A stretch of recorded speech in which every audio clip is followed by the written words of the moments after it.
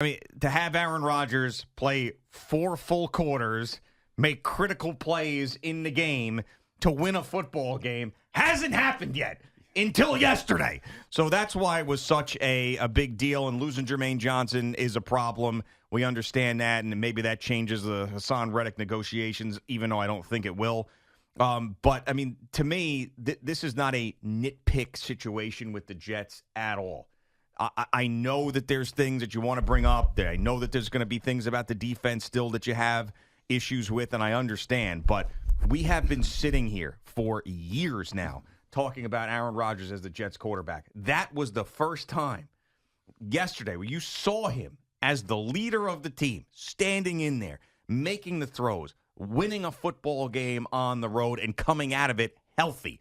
So that, to me, is the big building block going forward, and they got a short week against a team that they got to beat in the New England Patriots, who have played exceptionally well the first couple of weeks of the season. Well, their offense is very, very one-dimensional, and Jacoby Brissett is not really attempting that many passes. They don't have any game breakers. It's run the ball, don't turn the ball over, and try to get turnovers on defense. And that's basically the way they're playing. I do a spot with WEEI in the mornings on Monday, and, one of the discussion points is, when are they going to put Drake May in? When are they going to put Drake May in? They're not going to put him in on a short week unless Jacoby Brissett gets hurt this week against the Jets during the game. But the way that they're playing right now, this is where you feast if you are the Jets defense. As you know that you have to stop the run.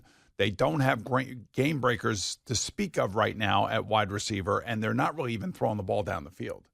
So this is a game where the Jet defense has got to bow its back, and it's got to really step up. And, this is where they can get a little bit healthy in terms of, holding down an opposing team's offense. As far as Aaron's concerned, against San Francisco, I felt like we saw glimpses of the arm strength, the accuracy, the quickness, all the stuff that he brings to the table. And yesterday, I think we saw a little bit more of it. And it really, I'm telling you, a 40-year-old guy playing with a 20-year-old running back, a 23-year-old running back, a 22-year-old wide receiver, however, 24, whatever Garrett Wilson is.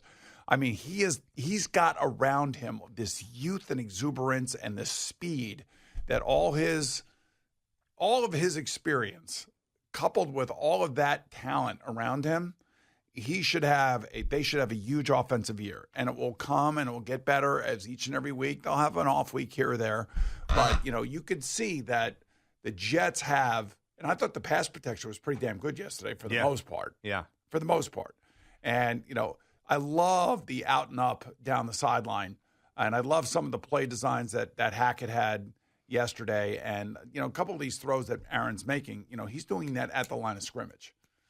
He knows, he can see that it's press coverage. He can see what's going on, and he knows exactly where to go with the football. So, hey, man, that was good. I didn't think it was going to be easy, but then again, the other team's got Will Levis.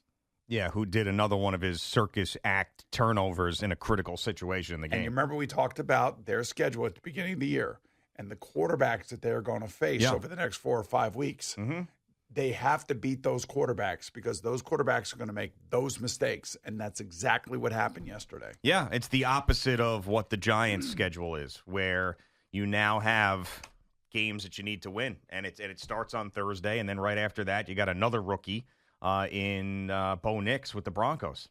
So, and then after that, you go to London, obviously, take on Sam Darnold and a Vikings team that has a surprising 2-0 start. But these next 2 weeks, man, I mean, this got 3-1 written all over it if you do what you need to do.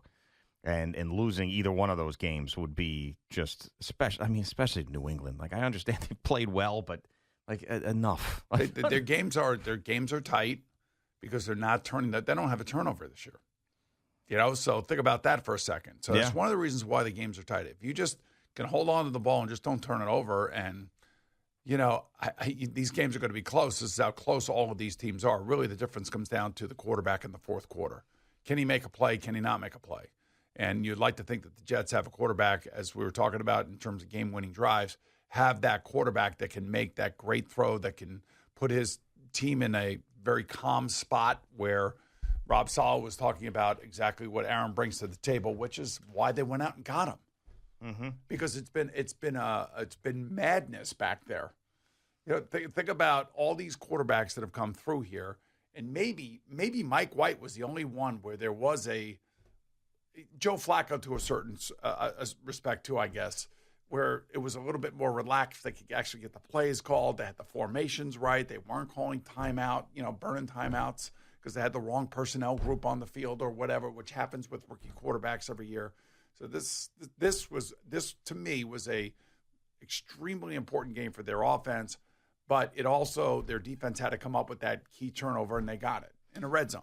Yeah, and the Jermaine Johnson injury is a killer. Obviously, it's an Achilles. They said they're going to take a look at it, but obviously it does not sound good. So, Hassan Reddick, once again, it doesn't sound like either side is going to budge.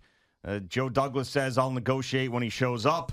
Hassan Reddick says, I'll show up when you give me a contract, and neither side is blinking. So I don't know if this changes that for the Jets and they have to change their perspective and their stance on it. But if they don't, they might as well trade him sooner than later to maybe get a piece on this team that could actually help them win as opposed to the problem is this like guy. What team are they going to trade him to, and what team is going to want to give him a new contract without seeing him play?